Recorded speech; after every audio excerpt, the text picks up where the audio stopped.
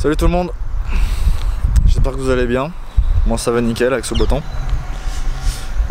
Déjà pour commencer je tiens à remercier edict.com pour la casquette. Moi j'ai attendu 2 semaines mais c'est un résultat plus qu'impeccable. Voilà. Merci à eux. On se retrouve aujourd'hui pour une nouvelle présentation, tu l'as vu dans le titre. Cette fois-ci c'est une Dash Hunter en fait et puis voilà le monstre. Ça appartient à Kamel. Bonjour Kamel. Comment vas-tu? Bonjour, ça va et toi? Ça va super. As-tu fait bonne route? Oui, ça a été. Ça n'a pas trop bouchonné, ça a été. Ouais. Bon alors, qu'est-ce que c'est pour ceux qui ne connaissent pas? Bon, il y a un logo là que tout le monde ne connaît pas. Et là, sur le capot, on peut apercevoir la signification EMI, Challenger. Qu'est-ce que c'est comme voiture? C'est une Dodge Challenger RT de 2010, donc que j'ai fait venir des États-Unis. Donc c'est un V8 5,7 litres qui fait 380 chevaux.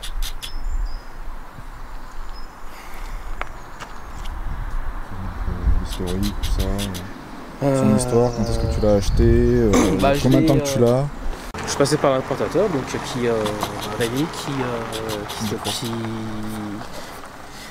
qui à l'origine j'ai cherché par moi-même parce que je voulais une Challenger bleu clair en boîte méca. Donc j'ai cherché par moi-même sur des sites américains. Et c'est une couleur qui est assez rare, même aux États-Unis. On trouve beaucoup de rouge, noir, gris, orange. Un code couleur spécifique? Un code couleur spécifique? C'est qu'elle s'est pas beaucoup vendue de cette couleur, donc forcément plus dur à trouver. D'accord. Et donc comme je ne trouvais pas, j'ai fait appel à l'importateur et je lui ai dit ce que je voulais. Et bien il l'a cherché, donc il l'a trouvé dans l'Idaho.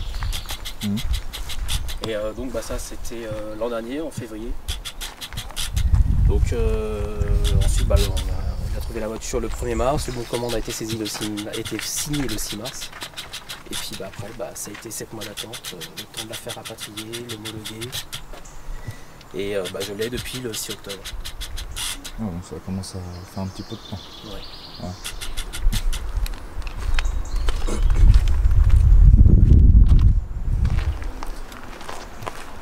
Tu vas pas personnaliser ton... Oui. Ouais, ça. Petit cadeau que je me suis fait il y a à peine un an. Avec une petite option là, avec le trait bleu. Un trait bleu. Pour rappeler la couleur de la voiture. Comme on dit aussi, un rappel ton caisse. Tout à fait.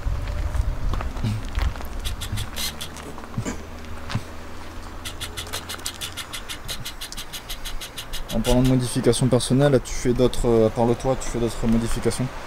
Pas grand chose, il y a le petit sigle Mopar, à l'origine c'est le sigle Dodge, donc un millier.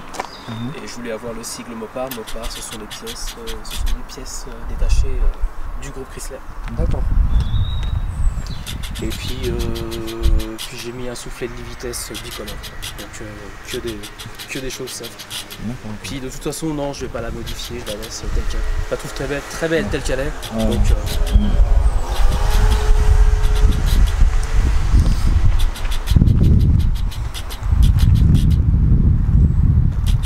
Et EMI, ça signifie quoi? Ça c'est par rapport au moteur. C'est un moteur hémisphérique. Donc ce qui fait qu'il est arrondi au niveau des chambres de combustion. Ce qui permet d'avoir des soupapes plus grosses. Donc soupapes d'admission et d'échappement. Donc un plus gros rendement, donc plus de puissance. Est-ce que tu peux nous ouvrir le top s'il te plaît?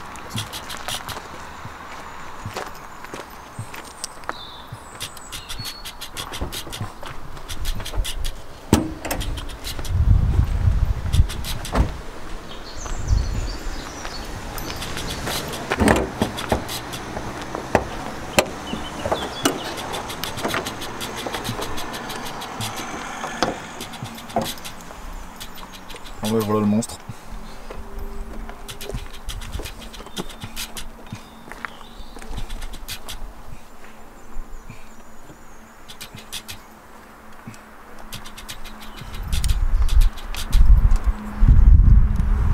Donc c'est un V8 de combien de chevaux? Donc c'est un 5.7 qui fait 380 chevaux.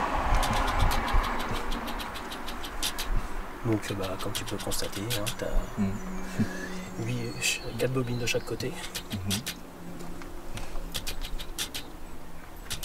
Et tout ça au roue arrière. Tout ça au roue arrière. Et puis là, c'est une propulsion. Tout à fait. Puis la petite particularité, c'est qu'il y a 2 bougies par cylindre. Donc il y a 16 bougies dans la bête.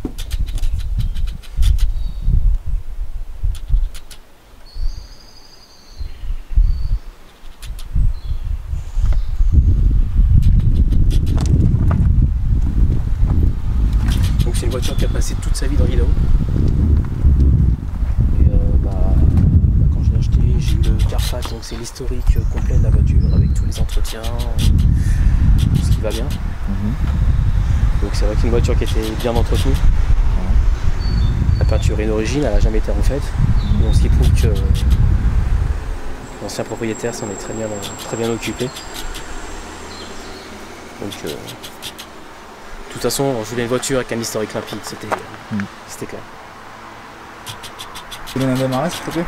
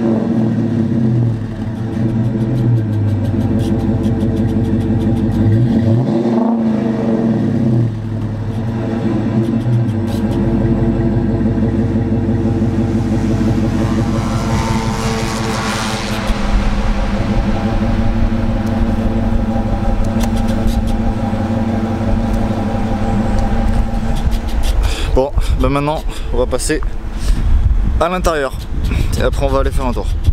Allez, à tout de suite. J'ai oublié de vous montrer ça quand même. Pas de porte Challenger.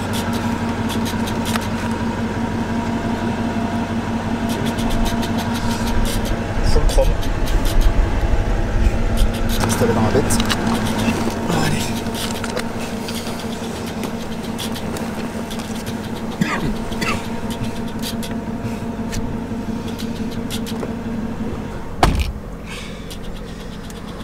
À l'intérieur, un tableau de bord simple avec la petite sœur pour les grands enfants qui ont toujours une petite maquette de leur belle. Les grands enfants qui ont oublié, qui ont oublié de grandir. Qui ont oublié de grandir, c'est ça. Bon, les lignes sont pas toutes noires, hein. Elles sont orange, un petit peu noires. Très sympa quand même. Même bleu. Hop. Alors, qu'est-ce que tu peux nous dire? Tout ce qui est console centrale, compteur, tout ça. Dis-nous tout. Changement, tout ça.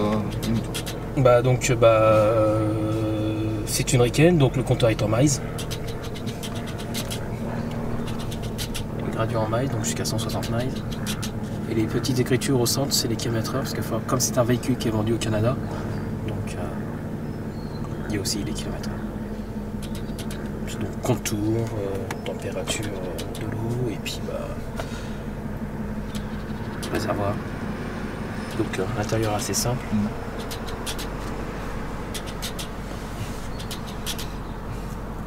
Tissu du poumon dans le ton de la voiture. Il n'est pas d'origine, je l'ai changé. J'ai eu le soufflet de levier de vitesse avant d'avoir la voiture. Ce qui fait que quand la voiture est arrivée à la maison, je l'ai changé direct. T'as plus qu'à monter. Je l'ai changé direct. Puis donc le poste n'est pas d'origine non plus, il a été changé récemment. Donc c'était un double digne qu'il y avait à la place de celui-ci. Mais il n'y avait pas de GPS, il n'y avait pas de kit main libre, il y avait un quoi, c'était tout simple, c'était juste un tactile avec MP3 et puis et ce qu'il faut savoir c'est que sur les radios US, Il n'y a pas de fréquence, c'est pair ou impair, je sais plus. Enfin, il y a l'une des deux. Donc, c'est fait qu'en France, on peut pas avoir toutes les radios. Ah d'accord, c'est embêtant ça. Et oui, ça peut être embêtant. Et donc, comme je voulais un autoradio avec GPS, kit main libre pour le téléphone, je peux le connecter à Internet via mon téléphone. Il y a pas mal d'options, caméra de recul. Donc, c'est vrai que c'est pas mal. C'est un petit gadget, mais ça sert. Tu peux me montrer vite fait ce que ça donne la caméra de recul? Soyons avec ça pour l'Intel. Bon, on va pas reculer parce que sinon on atterrit dans les feuillages. On est stationné à l'arrêt.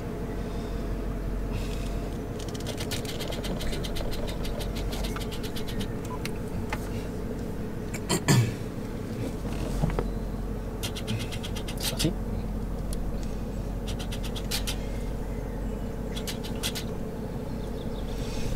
L'intérieur full cuir. Très confortable. En cuir. Avec le petit coussin, avec le drapeau Ouais. US. Pour rappeler Les origines de... porte-gobelet pour être à l'aise à l'arrière. Et puis t'es bien installé. C'est le choc qui est quand même assez grand. On a fait 5 mètres 04 de long et 1,92 de large. Ouais. Donc l'habitacle est assez spacieux.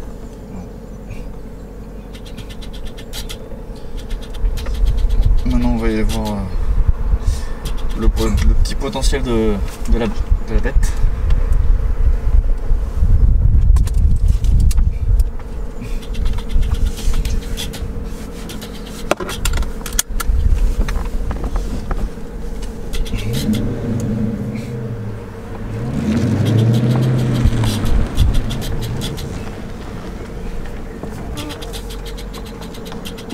À gauche, c'est bien.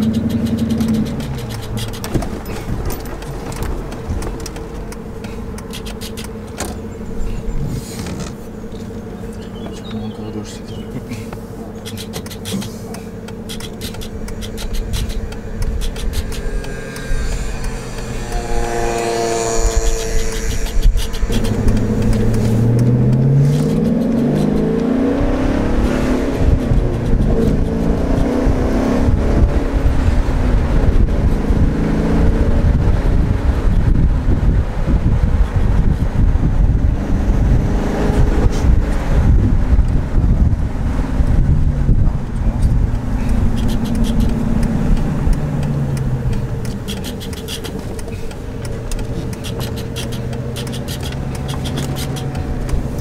Ah oui, petite précision, elle n'a pas un échappement d'origine. Ah, dis-nous tout. Elle a un échappement full master. Full master. Full master. C'est toute la ligne ou seulement... Non, non, juste les silencieux. D'accord, juste les silencieux. Donc il manque... j'ai les silencieux intermédiaires sous les fesses et puis ceux de derrière ils sont plus.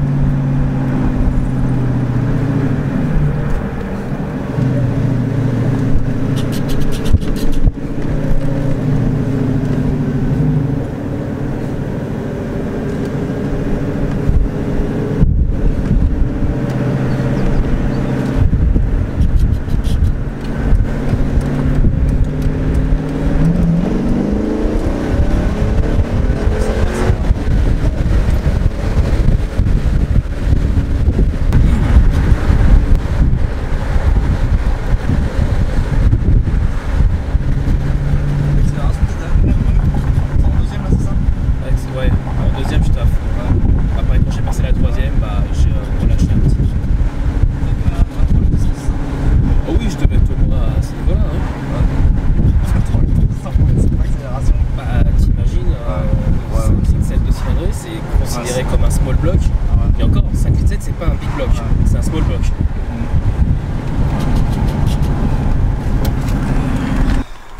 Juste pour plaisir j'ai oublié de te parler d'un truc. Juste pour plaisir des yeux. La spécificité de la voiture. C'est une RT classique. Et la spécificité de la RT classique, ce sont ses jantes. En fait, ça reprend le design de la Challenger de 1970. D'accord. Au niveau pneumatique, les pneus, c'est des choses en quoi? C'est du 20 pouces. Donc c'est pas la monte de série sur 5.7. De série catalogue, t'as du 18 pouces et puis après bah, c'est un freinage classique. Oui, c'est un freinage classique. Plus performant par rapport au V6, forcément. Donc la particularité, donc de toute façon la base c'est une base Mercedes, parce que cette voiture-là a été faite à l'époque où Mercedes était propriétaire du groupe Chrysler. Donc c'est une classe E. Châssis, électroniquement, tout vient de la classe E. Donc une bonne tenue de route. C'est vrai que les Américaines ont une réputation de ne pas tenir la route, mais voilà, par rapport à la Challenger, pareil pour la 300C, la Challenger de l'époque.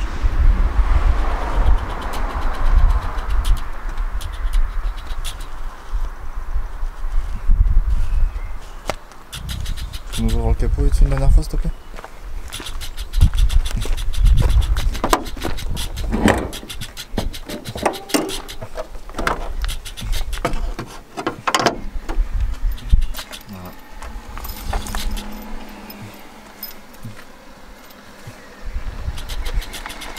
Tu veux que j'enlève le cache?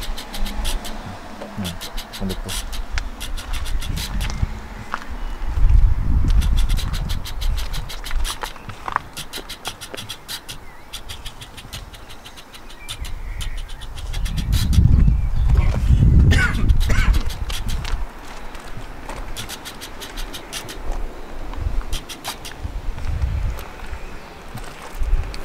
Le coffre s'il te plaît.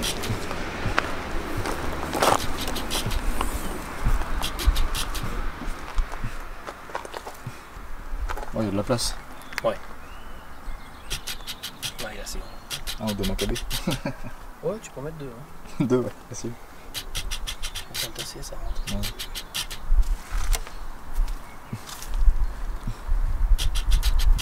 Bon.